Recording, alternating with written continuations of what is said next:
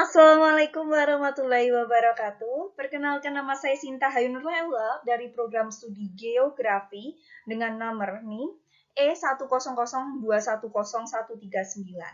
Izin mempresentasikan tentang langkah kerja proyek warganegaraan yang ketiga. Lembar kerja proyek kewarganegaraan yang ketiga yaitu perlakuan instruksional berbasis masalah untuk mengembangkan pengetahuan, keterampilan, dan watak kewarganegaraan demokratis yang memungkinkan dan mendorong partisipasi dalam pemerintah dan masyarakat. Proyek warga negara melibatkan pelajar dalam pengalaman belajar yang dirancang untuk mempengaruhi perkembangan mereka secara positif, yang melibatkan 3 komponen, yaitu dasar kewarganegaraan demokratis, pengetahuan, keterampilan, dan watak kewarganegaraan. Dengan tujuan proyek warganegaraan yaitu keterlibatan warga negara yang aktif dan melek informasi dan partisipasi dalam proses pembuatan kebijakan publik. Dan mahasiswa belajar untuk memantau dan mempengaruhi kebijakan publik dan untuk mengembangkan pengetahuan, keterampilan, dan watak yang penting untuk keterlibatan dalam kehidupan warga negara. Dan LKPWN ketiga, saat ini saya memiliki 6 langkah. Yang pertama yaitu mengidentifikasi masalah. Yang kedua, saya memilih topik tentang apa yang harus saya lakukan, apa yang ingin jadi tujuan saya ketika saya sudah mengidentifikasi masalah saya. Yang ketiga yaitu menganalisis topik yang dipilih dengan bidang studi. Dan yang keempat adalah menganalisis topik dengan mata kuliah Pancasila. Dan yang kelima adalah mencari informasi dari berbagai sumber.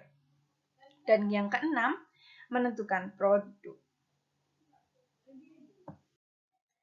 Untuk yang pertama yaitu mengidentifikasi masalah.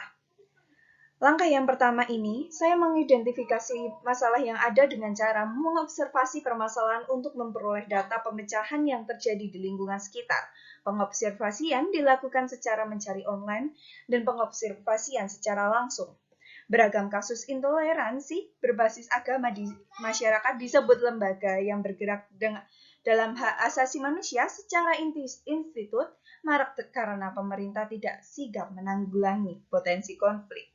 Contoh yang saya dapatkan dari media sosial dan observasi di daerah sekitar saya yang berlokasi di Yogyakarta, yaitu contoh kasus intoleran beragama di lingkungan sekitar Yogyakarta yaitu adanya diskriminasi terhadap agama yang berbeda, sering terjadi di lingkungan masyarakat. Contohnya Bapak Slamet Juniarto digugat untuk tidak diizinkan menetap di Dusun Karet, Bantul karena beragama Katolik.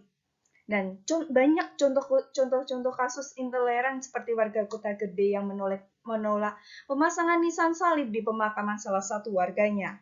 Itu merupakan contoh-contoh intoleran dalam beragama.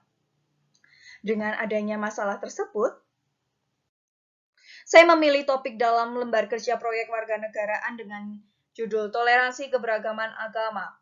Setelah kita melihat hasil observasi dan memperoleh data permasalahan yang terjadi, menentukan topik merupakan hasil pokok pikiran dari permasalahan yang ada.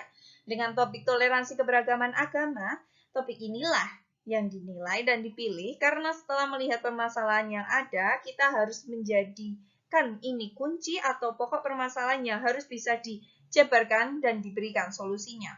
Dengan quotes, keberagaman tidak dapat memisahkan kita karena kita satu. Karena kita memiliki keberagaman di Indonesia. Di Indonesia sudah ada 6 agama yang sudah diakui oleh pemerintah. Dengan adanya keberagaman ini, diharapkan kita tidak menjadi bercerai, namun menjadi satu kesatuan dan saling tolong-menolong sesuai dengan ideologi negara kita, yaitu ideologi Pancasila.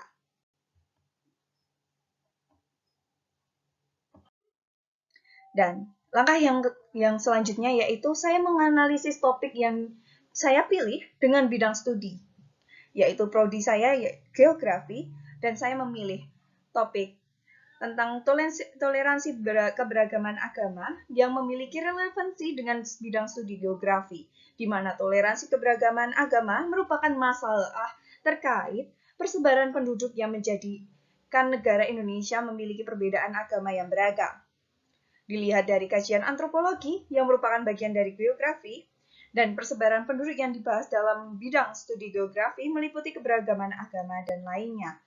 Di dalam keberagaman agama muncullah permasalahan terkait, dan ini dibahas secara jelas di kajian antropologi atau aspek sosial dari geografi. Untuk yang langkah selanjutnya yaitu saya menganalisis topik dengan mata kuliah Pancasila. Mata kuliah Pancasila yaitu dengan topik tentang toleransi keberagaman agama memiliki relevansi dengan mata kuliah Pancasila, yaitu dalam implementasi Pancasila dalam kehidupan sehari-hari yang termasuk materi dari mata kuliah Pancasila.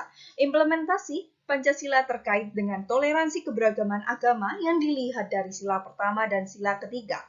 Dengan sila pertama, yaitu ketuhanan yang Maha Esa, di mana dalam pengimplementasiannya di kehidupan sehari-hari, kita sering harus bertoleransi terhadap sesama.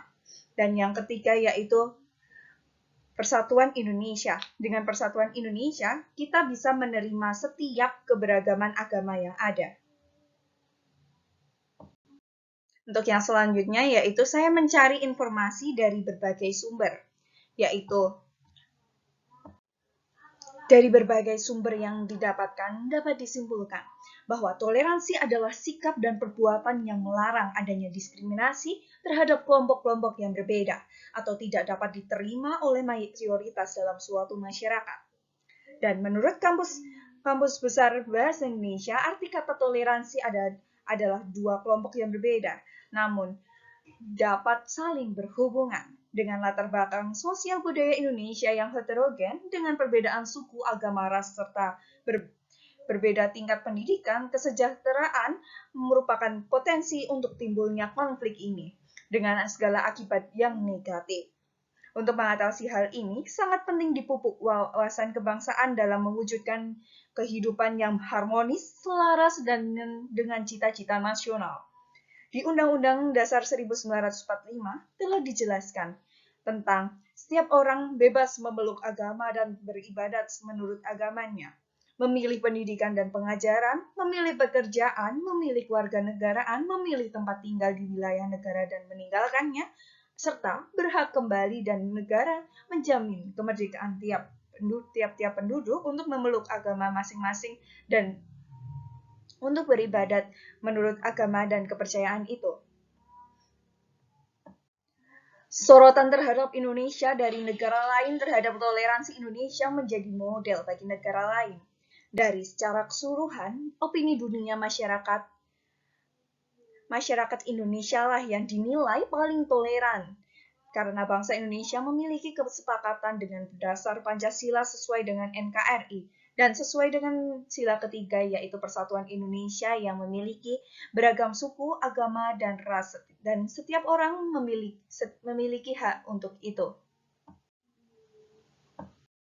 Selanjutnya, dari sumber-sumber terkait, saya memiliki 5 sumber. Yang pertama yaitu buku, yaitu dengan judul Perlindungan Terhadap Umat Beragama Toleransi dalam Masyarakat Majemuk yang diterbitkan oleh Pusat Penelitian Badan Keahlian DPR RI dan Dian Rakyat pada tahun 2016.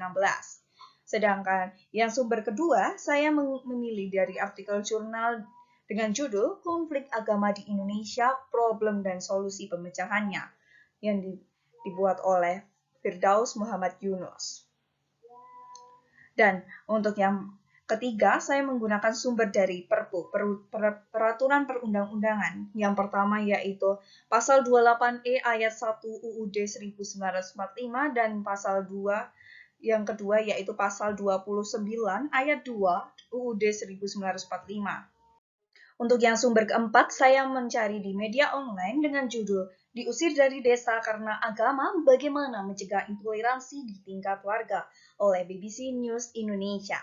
Dan sumber yang kelima yaitu saya mencari di media sosial online atau lebih tepatnya di YouTube dengan judul Podcast Deddy Corbuzier dengan Ma'ruf Amin yaitu Wakil Presiden Indonesia.